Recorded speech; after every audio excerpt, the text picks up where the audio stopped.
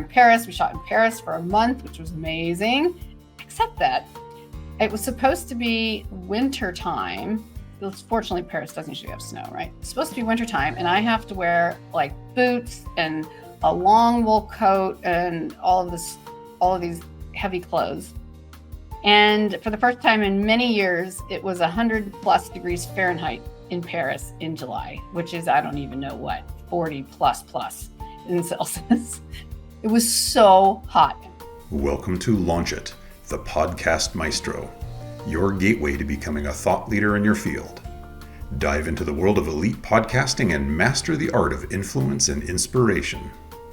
And now, podcast personality, award-winning author and actress, Anne Scottlin. Welcome back to Launch It, the Podcast Maestro. That's me. And I am here today to help share some great pointers with you. Fun stuff, mastering the art of storytelling in your podcast. So glad you are here. Please copy the link and share it with somebody you might also have fun joining us today.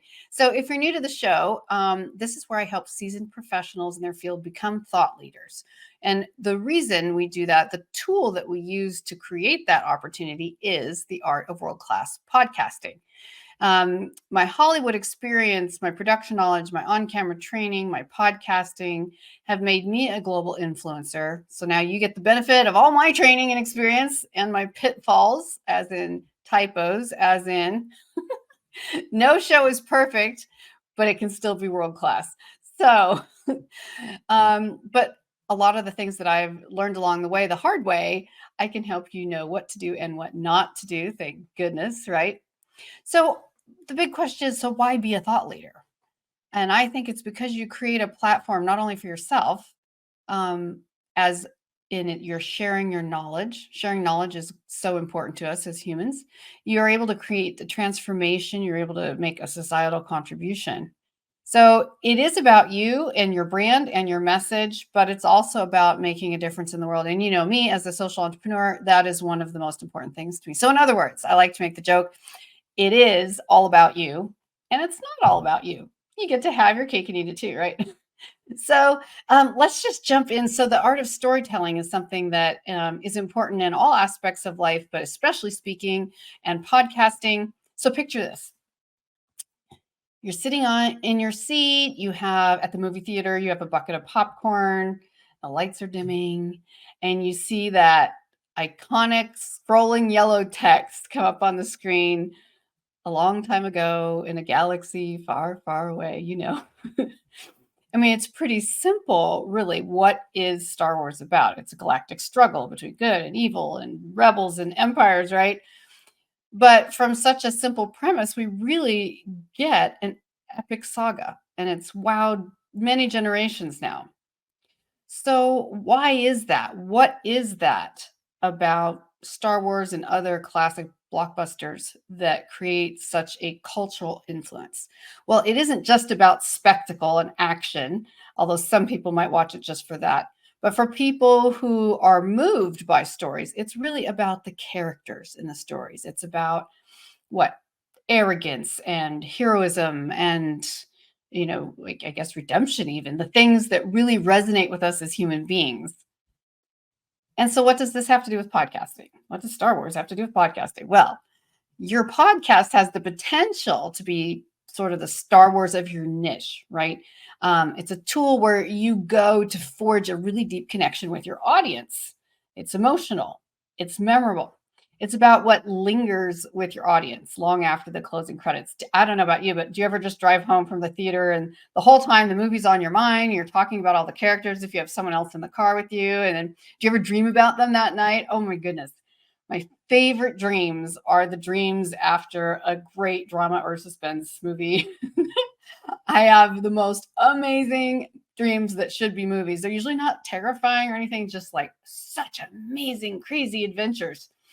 Well, that's because the genre, the method, the writing, the story has all made an emotional impression on me and on my subconscious. So do you realize when you're doing a podcast, a really world-class podcast is not just randomly talking to yourself and shooting the breeze with someone about nothing. It's about creating subconscious changes in your listeners and viewers. So in this here episode, did I just say in this here? Oh my God, where did that come from? It must have been my year in college in the South or something. Anyway, I love the way they talk. In this episode, I'm going to break down some of the storytelling elements that turn your listeners into loyal fans. They're waiting for your next sequel, just like we're always waiting for the next sequel of Star Wars, if that's your thing.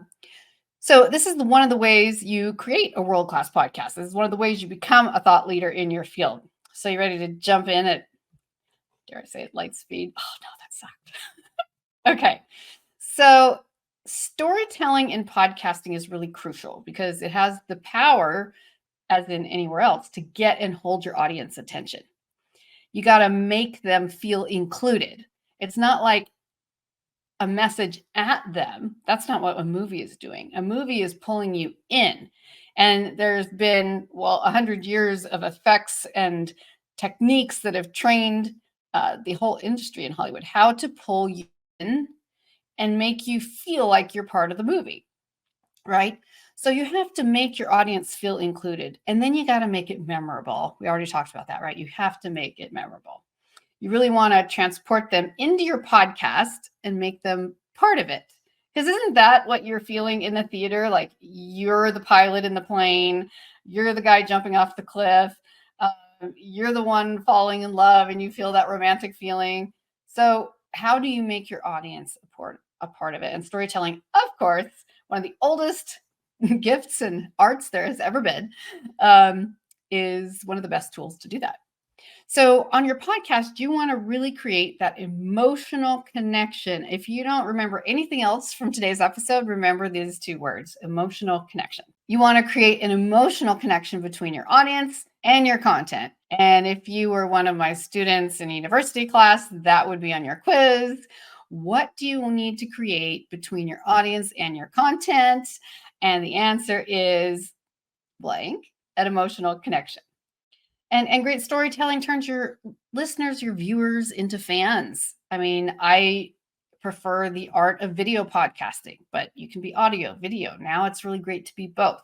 So storytelling is what gets your listeners and viewers excited. And it's also what makes it memorable, we said, which is why they're going to tell their friends and share it, post it, expand your reach. And a good story is powerful too. It goes beyond cultural barriers and personal barriers. It really connects us to a shared human experience, right? It evokes emotions. You can inspire your audience to take action. And as we already said, you can help them to feel like they are part of it. You can change their subconscious, like the movie actually, Star Wars epic film, whatever you might be watching, it literally is in your brain forever, which is how we can dream about it or how we create crazy dreams that are nothing like our lives, right? And influence our thinking. So there is a science behind storytelling. And our brains are wired to respond to stories. Specifically, our brains are wired to respond to stories. And scientists have shown that messages delivered as stories can be up to 22 times more memorable than just facts. 22 times. So you see why this is so critical to helping make you a thought leader in your field. When I'm working with my clients, when I'm helping them create a world-class podcast, we're going to have a lot of stories in there. And a lot of times that freaks people out, but we know the tricks and how to get you what you need, how to help you remember stories that will fit your theme. So it's not hard. You might just need a little support. So storytelling is what's going to create that connection between you as an authority in your field and your podcast and service. Recent studies also show that emotional content significantly increases the likelihood of, are you going to remember this? Recent studies show that emotional content significantly increases the likelihood of a listener's long-term memory formation. Long-term memory formation. This is why in religious traditions and other parts of life, like a parable kind of story was even used, because just creating a story to make a point was more memorable, right? Jack and Jill went up the hill to fetch a pail of water. Any number of the Humpty Dumpty, whatever. These stories, whether they were visual when you saw them or you only heard them at first, they've created a visual impression on you, and it's improved your retention and the recall of information. So emotional engagement is specifically linked to retention and the recall of information. Studies using neuroimaging, because we talk about this a lot in my other show, which is Focused Meta Mindset, where we talk a lot about neuroscience and business. Studies using neuroimaging techniques like positron emission tomography, or PET, right, have identified that this emotional content really engages specific neural networks, the emotional content, right, leading to increased activity in brain regions that are associated with emotional processing and memory, such as the amygdala, of course, right, in various prefrontal areas. So the point is to use stories to help get your podcast noted and noticed. Noted and noticed, yes. When people work with me, they get that influential content that really creates a memory in the audience, right? People get the respect of the other professionals in your field. I mean, I help you become a world-class podcaster, and that way you're able to actually change the way people think and relate to the world. I've seen some, and you're taken seriously. I just had to say that. And you're taken seriously. I know you've heard or seen a podcast where you're like, okay, that's nice, but you're not really engaged. You're not really interested.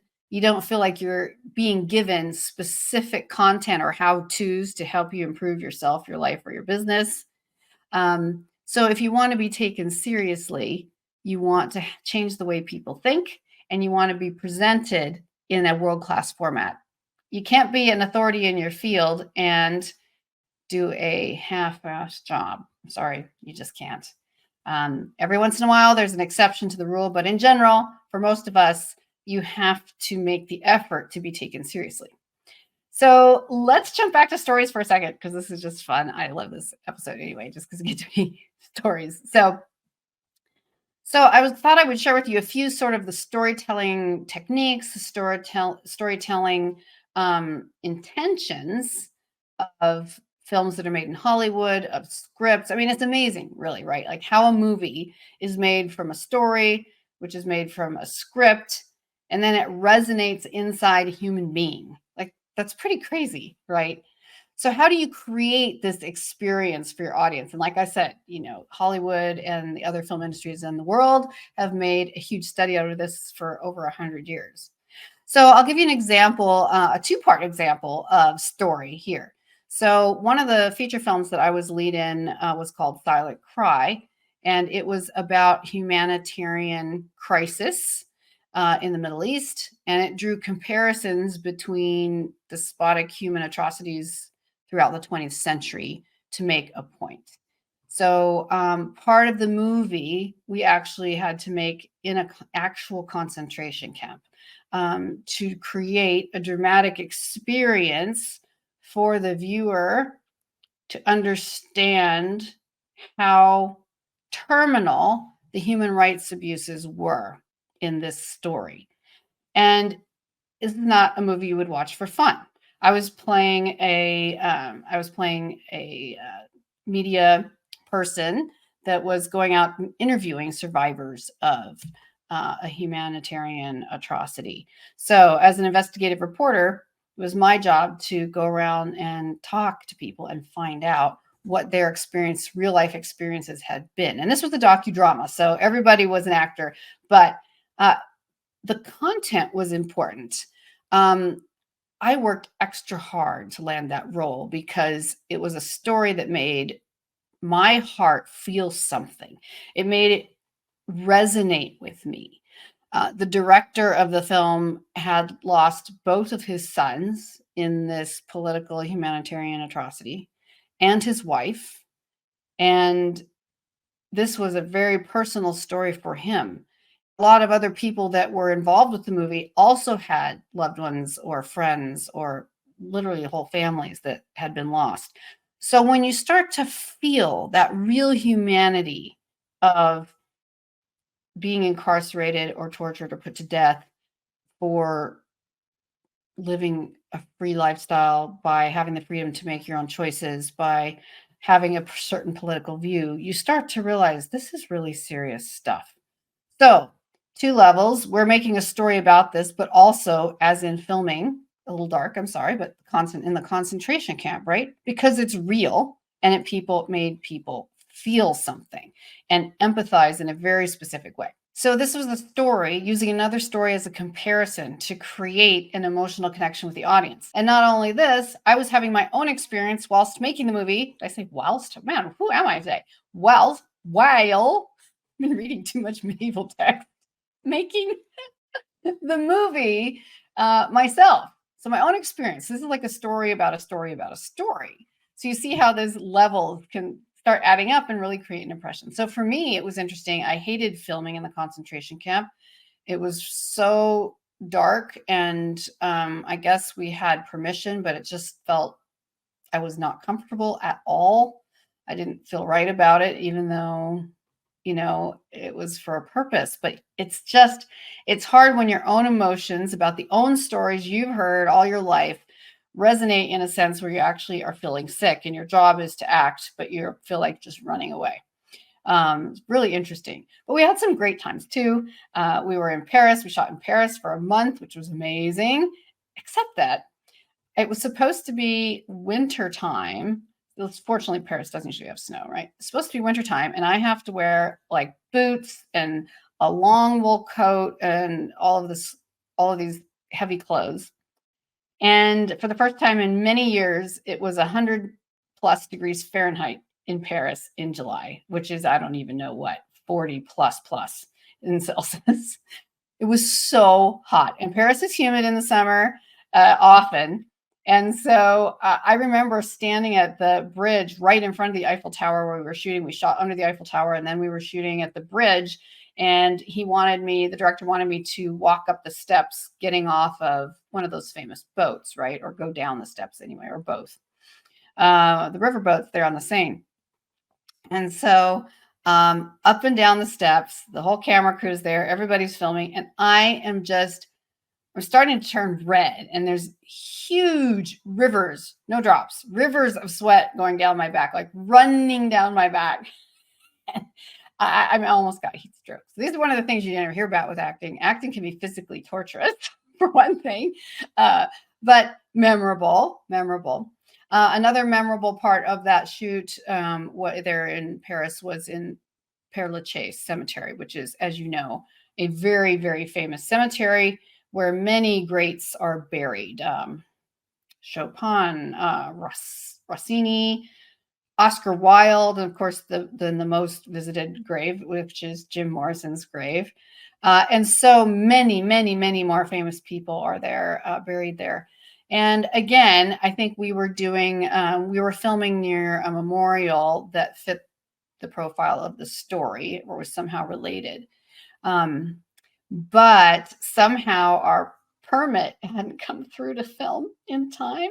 And so a tiny contingent of us, like 4 or 5 of us, the director made an executive choice that we were going to go into the cemetery and guerrilla shoot, which means you're shooting without a permit, and just grab the, few sentences or whatever that we needed to shoot.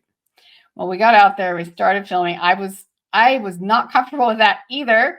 Not every acting job is a job that you're like comfortable with how it's produced. So it gets very complicated. I was like, I'm not comfortable with this because it's against the rules and we don't have permission, and I don't want to feel like I'm desecrating anything, but it's also your job. So it's very awkward. So we go out there into the cemetery and we start shooting. And then here come the Parisian police, a whole bunch of them, and they come up and start shouting in French at us. And I was just like, oh my God, this whole thing, I'm going to literally end up in a French prison, a French jail. So I ran and hid in the cemetery. Of course, they could find me. There's a lot of places to hide. I felt like I was 5 years old. I'm like, I'm going to get arrested. They all want to get arrested. Go ahead. I'm not getting arrested. So in the end, the police, I don't know, they came to an understanding, and everyone wondered where the lead actress was, and it was all a great drama, and my director was mad at me. And anyway, so you see what it feels like experiencing a story. and even a story about a story about a story, right? How did you feel in your stomach when the police were shouting in French? Like, how does that make you feel? How does it make you feel that I was seeing these incredible graves of famous people who changed the world, who were absolutely the thought leaders of their day and then some, and had used the tools they had at the time to create a global influence?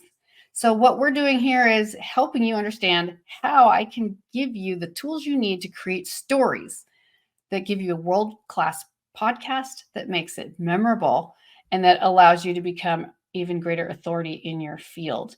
And as we go forward, I'm going to be bringing even more practical tips to you, helping you craft your story, more how-tos, and just being vulnerable.